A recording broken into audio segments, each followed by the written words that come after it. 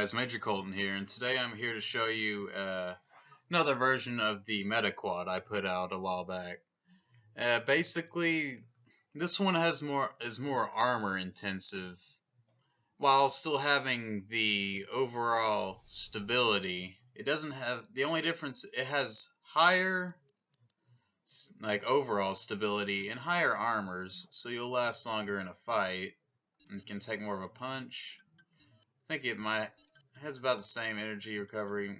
Managed to fit the Tokonatsu Model 1 boosters on it as well, and that actually adds a good bit of speed to it, whereas usually the Ukifune Model 3 legs are not too fast.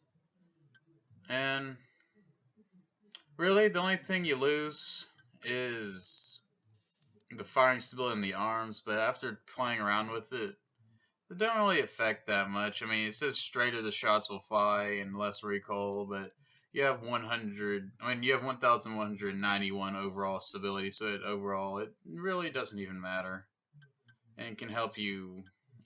Yeah, let's go over the parts for those of you who haven't seen the first video. Why is that like that? It's weird.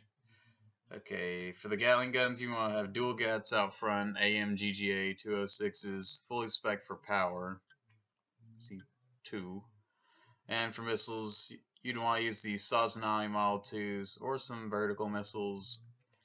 And also the TE missile. These TE missiles will also work, the Jupiters, but I recommend VDS because right now they're the most damaging overall missile in the game. If you get hit with it, no matter what you are in the tank, quad, heavy, it's still gonna hurt you. Shield, I chose the AM Shaw 302s. Actually, well, yeah, nah, never mind. The AM Shaw 207s really is what I prefer. Simply because it has 2,000 less AP, but it has 2,000 more armor in the KE defense, which can help you when you're fighting tanks like cannon tanks, auto cannons, rail cannons, sniper rifles, sniper cannons, all that stuff. And you're a slow target, so if something like that runs up on you, this can pretty much make you invincible for a little while when fighting it. And for the back left, the AUL K37 medium armored carousel, fully spec'd for power, which whenever you're in a tough bind or you see it necessary, you can pull both of these out at once and just keep your distance from your enemy and just kind of just act like an armored flying archer pretty much, and just hover, just get away from them and just shoot your arrow at them of energy and just keep piercing into them over and over until they're dead. As for the part changes, I use the Kagaribi Model 1, and as you can see, you might say this might not be the part you're looking at on your screen because I have the broken part version that Chief uses in Armored Core 5. So the normal version looks like this. And for the core, the CV209 Haikyubo, and the arms 80-228, and the legs Ukifune Model 3s, and these legs are where what gives this build all its massive amount of stability is the combination of the Ukifune Model 3s along with the head I've chosen.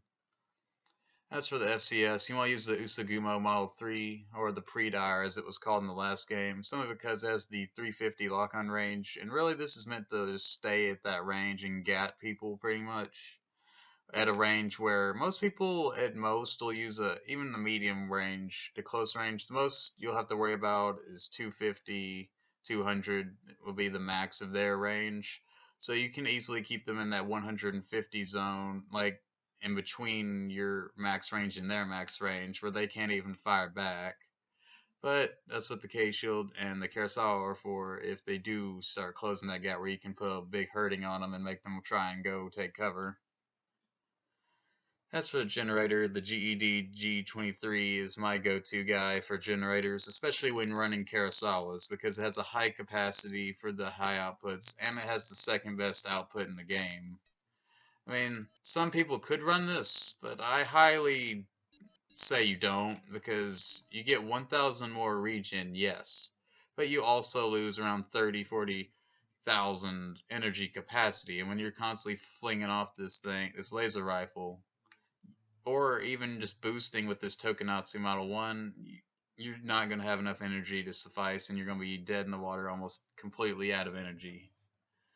And for the recon unit, I chose the Oscillatori Model 2 for this build, simply because you can keep, just for the scouting purposes of the 500 range it gives you, be able to know where enemies are ahead of time and pick your target, and be able to, and all that good stuff. That's really all for this build, guys. Like I said, this is a rendition of the first Meta Quad, and this is really more of a fortressy one. And plus, it doesn't have the firing stability in the arms, although its overall stability is far superior. And when testing it out, it looks like this one will be the better out of the two. So if you like the first one, I would definitely give this one a try. It will probably work to your advantage a lot better. And you can also notice I took off the dual Kurosawas, simply because the K shield can help save your life in certain instances, and the Kurosawa, like, you don't really need two, and charging two at the same time, you could end up, you might not have enough energy to charge them all the way, so if you fire them both half charged, then it's about the same as having one fully charged. So you might as well just do this anyways. But if you like the build, guys, comment in the section below. Leave me any ideas for future builds that I haven't already covered or whatnot. And as always, I'll see you in the next video.